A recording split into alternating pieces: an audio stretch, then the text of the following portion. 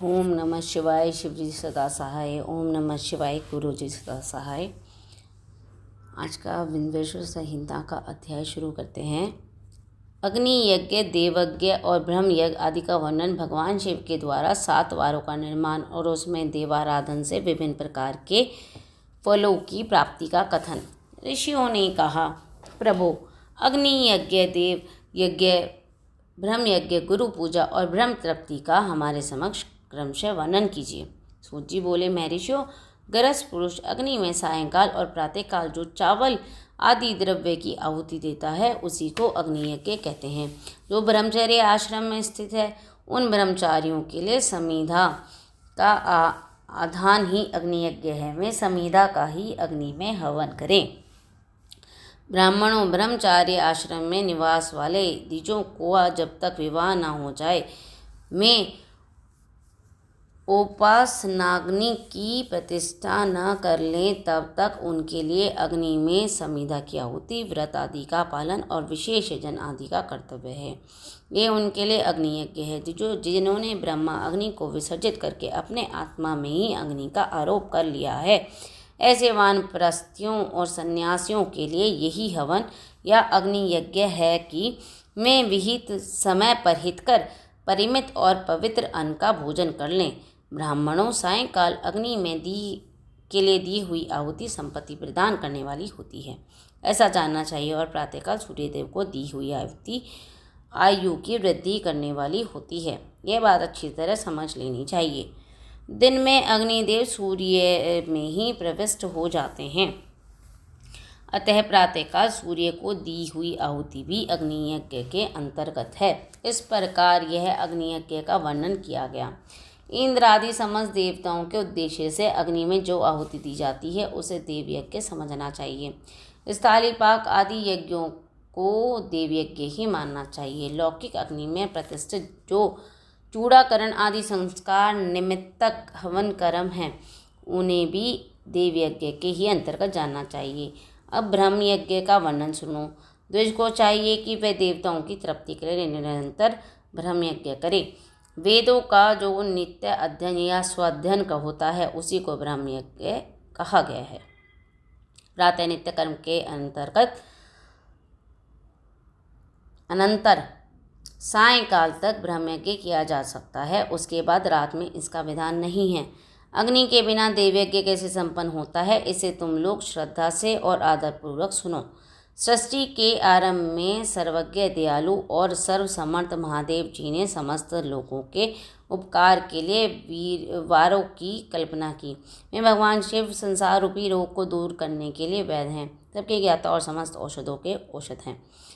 उन भगवान ने पहले अपने वार की कल्पना की जो आरोग्य प्रदान करने वाला है, तथा पश्चात अपनी माया शक्ति का वार बनाया जो संपत्ति प्रदान करने वाला है। जन्म काल में दुर्गतिग्रस्त ब्राह्मण बालक की रक्षा करने के लिए उन्होंने कुमार के वर की कल्पना की। तत्पश्चात सर्वसमर्थ महादेव जी ने आलस्य और पाप की निवृत्ति तथा समस्त लोगों की हित करने की इच्छा से लोक रक्षक भगवान विष्णु का वार बनाया। इसके बाद सबके स्वामी भगवान शिव ने पुष्टि और रक्षा के लिए आयुकर्ता, त्रिलोक सृष्टा, परमेष्टि ब्रह्मा का आयुष कारक वार बनाया, जिससे संपूर्ण जगत के आयुष्य की सिद्धि हो सके। इसके बाद तीनों लोकों की वृद्धि के लिए पहले पुण्य पाप की रचना हो जाने पर उनके करने वाले लोगों को शुभाशुभ फल देने के लिए भगवान शिव ने इंद्र और यम के वारों का भी निर्माण किया। वे दोनों वार क्रमशः भोग देने वाले और लोगों को मृत्यु भय से दूर करने वाले होते हैं। इसके बाद सूर्य आदि 7 ग्रहों का जो अपने ही स्वरूप भूत और प्राणियों के लिए सुख दुख के सूचक हैं, भगवान शिव ने उपयुक्त 7 वारों का स्वामी निश्चित किया। वे सब के सब ग्रह नक्षत्रों के ज्योतिर्मय मंडल में प्रतिष्ठित हैं। शिव के वार और दिन के स्वामी सूर्य हैं। शक्ति संबंधी वार के स्वामी सोम हैं। कुमार संबंधी दिन के अधिपति मंगल हैं। विष्णु वार के स्वामी बुध हैं। ब्रह्मा जी के वार के अधिपति बृहस्पति हैं। इंद्र वार के स्वामी शुक्र और यम वार के स्वामी शनैश्वर हैं। अपने अपने वार में की हुई उन देवताओं की पूजा उनके अपने अपने फल को देने वाली होती है। सूर्य आरोग्य के और चंद्रमा संपत्ति के दाता हैं।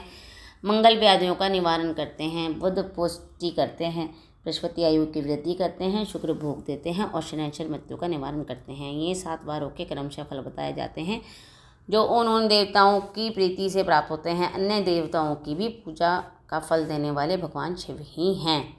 देवताओं की प्रसन्नता के लिए पूजा की 5 प्रकार की ही पद्धति बनाई गई। उन देवताओं के मंत्रों का जप यह पहला प्रकार है। उनके लिए होम करना, दूसरा दान करना, तीसरा और तप और करना और चौथा प्रकार है किसी वेदी पर, प्रतिमा में, अग्नि में अथवा ब्राह्मण के शरीर में आराध्य देवता की भावना करके 16 उपचारों से उनकी पूजा या आराधना करना 5वां प्रकार है।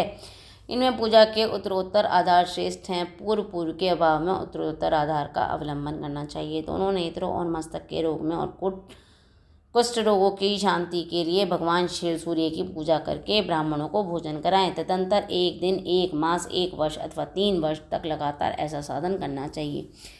इससे यदि प्रबल प्रारब्ध का निर्माण हो जाए तो रोग और जरा आदि रोगों का नाश हो जाता है। इंद्रदेव के नाम मंत्रों का जप आदि साधन वार आदि के अनुसार फल देते हैं। रविवार को सूर्यदेव के लिए, अन्य देवताओं के लिए और ब्राह्मणों के लिए विशिष्ट वस्तु अर्पित करें। यह साधन विशिष्ट फल देने वाला होता है और इसके रूप विशेष रूप से पापों की शांति होती है। सोमवार को विद्वान पुरुष संपत्ति की प्राप्ति के लिए लक्ष्मी आदि की पूजा करें और सपत्नी ब्राह्मणों को धृत पक्व अन्न का भोजन कराएं। मंगलवार को रोगों की शांति के लिए काली आदि की पूजा करें और उड़द, मूंग और अरहर की दाल आदि से युक्त अन्न ब्राह्मणों को भोजन कराएं। बुधवार को विद्वान पुरुष दधि युक्त अन्न से भगवान विष्णु का पूजन करें। ऐसा करने से सदा पुरुष, मित्र और कलत्र आदि की पुष्टि होती है। जो दीर्घायु होने की इच्छा रखता हो वह गुरुवार को देवताओं की पुष्टि के लिए वस्त्र, यज्ञोपवीत और घृत मिश्रित खीर से यजन पूजन करें। भोगों की प्राप्ति के लिए सोमवार को एकाक्षित होकर, शुक्रवार को एकाक्षित होकर देवताओं का पूजन करें और ब्राह्मणों की तृप्ति के लिए षड्रस युक्त अन्न दें। इसी प्रकार स्त्रियों की प्रसन्नता के लिए सुंदर वस्त्र आदि का विधान करें। शनैश्चर अपमृत्यु का निवारण करने वाला है। उस दिन बुद्धिमान पुरुष रुद्र आदि की पूजा करे। तिल के होम से, दान से देवताओं को संतुष्ट करके ब्राह्मणों को तिल मिश्रित अन्न भोजन कराए। जो इस तरह देवताओं की पूजा करेगा वह आरोग्य आदि फल का भागी होगा। देवताओं के नित्य पूजन, विशेष पूजन, स्नान, दान, जप, होम और ब्राह्मण तर्पण आदि में और रवि आदिवारों में विशेष तिथि और नक्षत्रों का योग प्राप्त होने पर विभिन्न देवताओं के पूजन में सर्वज्ञ जगदीश्वर भगवान शिव ही उन देवताओं के रूप में पूजित हो सब लोगों को आरोग्य आदि फल प्रदान करते हैं। देश, काल, पात्र, द्रव्य, श्रद्धा और लोक के अनुसार उनके तारतम्य कर्म का ध्यान रखते हुए महादेव जी की आराधना करने वाले लोगों का आरोग्य आदि फल मिलते हैं। शुभ मांगलिक कार्य के आरंभ में और अशुभ अंत्येष्टि आदि कर्म के अंत में और जन्म नक्षत्रों के आने पर ग्रस्त पुरुष अपने घर में आरोग्य आदि की समृद्धि के लिए सूर्य आदि ग्रहों का पूजन करे। इससे सिद्ध है कि देवताओं का यजन संपूर्ण अभिष्ट वस्तु को देने वाला है। ब्राह्मणों का देव यजन कर्म वैदिक मंत्र के साथ होना चाहिए। यदि ब्राह्मण शब्द क्षत्रिय और वैश्य का भी उपलक्षण है। शूद्र आदि दूसरों का देव यज्ञ तांत्रिक विधि से होना चाहिए। शुभ फल की इच्छा रखने वाले मनुष्य को सातों ही दिन अपनी शक्ति के अनुसार सदा देव पूजन करना चाहिए। निर्धन मनुष्य तपस्या, व्रत आदि के कष्ट सहन द्वारा और धनी धन के द्वारा देवताओं की आराधना करें। वह बार बार श्रद्धापूर्वक इस तरह के धर्म का अनुष्ठान करता है और बारंबार पुण्य लोकों में नाना प्रकार के फल भोग कर पुनः अपने पृथ्वी पर जन्म ग्रहण करता है। धनवान पुरुष भोग सिद्धि के लिए मार्ग में वृक्षादि लगाकर लोगों के लिए छाया की व्यवस्था करें। जलाशय, कुआं, बावली और पोखरे बनवाए। वे शास्त्रों की प्रतिष्ठा के लिए पाठशाला का निर्माण करे और अन्य अनेक प्रकार से भी धर्म का संग्रह करता रहे। धनी को यह सब कार्य सदा ही करते रहना चाहिए। समय अनुसार पुण्य कर्मों की परिपाक के अंतकरण शुद्ध हो जाने पर ज्ञान की सिद्धि हो जाती है। जो इस अध्याय को सुनता, पढ़ता अथवा सुनने की व्यवस्था करता है वह देव यज्ञ का फल प्राप्त होता है। इस प्रकार 14वां अध्याय समाप्त। ओम नमः शिवाय। शिवजी सदा सहाय। ओम नमः शिवाय। गुरुजी सदा सहाय। देश काल, पात्र और दान आदि का विचार। ऋषियों ने कहा, समस्त पदार्थों के ज्ञाताओं में श्रेष्ठ सूत जी, अब आप क्रमशः देश काल आदि का वर्णन करें। सूत जी बोले, महर्षियों, देवज्ञ आदि के कर्मों में अपना शुद्ध ग्रह समान फल देने वाला होता है, अर्थात अपने घर में किए हुए देवज्ञ आदि शत्रोक्त फल की सम मात्रा में देने वाले होते हैं। गौशाला का स्थान घर की अपेक्षा 10 गुना फल देता है। जलाशय का तट उससे भी 10 गुना महत्व रखता है, और जहाँ बेल, तुलसी और पीपल वृक्ष का मूल निकट हो, वह स्थान जलाशय के तट से भी 10 गुना फल देने वाला होता है। देवालय को उससे भी 10 गुने महत्व का स्थान जानना चाहिए। देवालय से भी 10 गुना महत्व रखता है तीर्थभूमि का तट, उससे 10 गुना श्रेष्ठ है नदी का किनारा, उससे 10 गुना उत्कृष्ट है तीर्थ नदी का तट, और उससे भी 10 गुना महत्व रखता है सप्तगंगा नामक नदियों का तीर्थ। गंगा, गोदावरी, कावेरी, ताम्रपर्णी, सिंधु, सरयू और नर्मदा, इन 7 नदियों को सप्तगंगा कहा गया है। समुद्र के तट का स्थान उससे भी 10 गुना पवित्र माना गया है, और पर्वत के शिखर का प्रदेश समुद्र तट से भी 10 गुना पावन है। सबसे अधिक महत्व का स्थान जानना चाहिए जहाँ मन लग जाए। यहाँ तक देश का वर्णन हुआ, अब काल का तारतम्य बताया जाता है। सतयुग में यज्ञ, दान आदि कर्म पूर्ण फल देने वाले होते हैं, ऐसा जानना चाहिए। त्रेता युग में उसका 3/4 फल मिलता है। द्वापर में सदा आधे की ही फल की प्राप्ति कही गई है। कलयुग में 1/4 फल की प्राप्ति समझनी चाहिए, और आधा कलयुग बीत जाने पर उस चौथाई फल में से भी 1/4 कम हो जाता है। शुद्ध अंतकरण करने वाले पुरुष को शुद्ध और पवित्र दिन सम फल देने वाला होता है। विद्वान ब्राह्मणों, सूर्य संक्रांति के दिन क्या हुआ सत्कर्म पूर्वोक्त शुद्ध दिन की अपेक्षा 10 गुना फल देने वाला होता है, ये जानना चाहिए। उससे भी 10 गुना महत्व उस कर्म का है जो विषुव नामक योग में किया जाता है। विषुव योग क्या होता है, आइए जानते हैं। ज्योतिषियों के अनुसार वह समय जबकि सूर्य विषुव रेखा पर पहुंचता है और दिन और रात दोनों बराबर होते हैं। वर्ष में 2 बार आता है, एक तो सौर चैत्र मास की 9वीं तिथि या अंग्रेजी 21 मार्च को, और दूसरा सौर अश्वनी नवमी तिथि या अंग्रेजी में 22 सितंबर को। ये 2 तिथियां विषुव नामक योग के बारे में बताई गई हैं। आगे पढ़ते हैं। दक्षिणायन आरंभ होने के दिन अर्थात कर के संक्रांति में किए हुए पुण्य कर्म का महत्व विषुव से भी 10 गुना माना गया है। उससे भी 10 गुना मकर संक्रांति और उससे भी 10 गुना चंद्र ग्रहण में किया हुआ पुण्य का महत्व है। सूर्य ग्रहण का समय सबसे उत्तम है, उसमें किए गए पुण्य कर्म का फल चंद्र ग्रहण से भी अधिक और पूर्ण मात्रा में होता है। इस बात की विज्ञ पुरुष जानते हैं। सद्गुद जगत रूपी सूर्य का राहु रूपी विष से संयोग होता है, इसलिए सूर्य ग्रहण का समय रोग प्रदान करने वाला होता है। अतः उस विष की शांति के लिए उस समय स्नान, दान और जप करें। वह काल विष की शांति के लिए उपयोगी होने के कारण पुण्यप्रद माना गया है। जन्मनक्षत्र के दिन तथा व्रत की पूर्ति के दिन के समय सूर्य ग्रहण के समय ही समझा जाता है, परंतु महापुरुषों के संग का काल करोड़ों सूर्य ग्रहण के समान पावन है, ऐसा ज्ञानी पुरुष जानते मानते हैं। तपोनिष्ठ योगी और ज्ञाननिष्ठ यति ये पूजन के पात्र हैं, क्योंकि ये पापों का नाश करने में कारण होते हैं। जिसने 24 लाख गायत्री का जप कर लिया हो वह ब्राह्मण ही पूजा का उत्तम पात्र है। वह संपूर्ण फलों और भोगों को देने में समर्थ है। जो पतन से त्राण करता अर्थात नरक में गिरने से बचाता है, उसके लिए इसी गुण के कारण शास्त्र में पात्र शब्द का प्रयोग होता है। वह दाता का पातक के त्राण करने का कारण पात्र कहलाता है। गायत्री अपने गायक का पतन से त्राण करती है, इसलिए वह गायत्री कहलाती है। जैसे इस श्लोक में जो धनहीन है वह दूसरे को धन नहीं देता, जो यहाँ धनवान है वही दूसरे को धन दे सकता है, उसी तरह जो स्वयं शुद्ध और पवित्र आत्मा है वही दूसरे मनुष्य का त्राण या उद्धार कर सकता है। जो गायत्री का जप करके शुद्ध हो गया हो वही शुद्ध ब्राह्मण कहलाता है। इसलिए दान, जप, होम और पूजा आदि कर्मों के लिए वही शुद्ध पात्र है। ऐसा ब्राह्मण ही दान और रक्षा करने की पात्रता रखता है। स्त्री हो या पुरुष, जो भी भूखा हो वही दान का पात्र है। जिसको जिस वस्तु की इच्छा हो उसे वह वस्तु बिना मांगे दे दी जाए तो दाता को उस दान का पूरा पूरा फल होता है। ऐसे महर्षियों की मान्यता है। जो सवाल या याचना करने के बाद दिया गया हो वह दान आधा ही फल देने वाला होता है। अपने सेवक को दिया हुआ दान 1/4 फल देने वाला है। विप्रो जो जाति मात्र से ब्राह्मण है और दीनतापूर्वक वृत्ति से जीवन बिताता है, उसे दिया हुआ धन का दान दाता को इस भूतल पर 10 वर्षों तक भोग प्रदान करने वाला होता है। यही दान यदि वेदवेत्ता ब्राह्मण को दिया जाए तो वह स्वर्ग लोक में देवताओं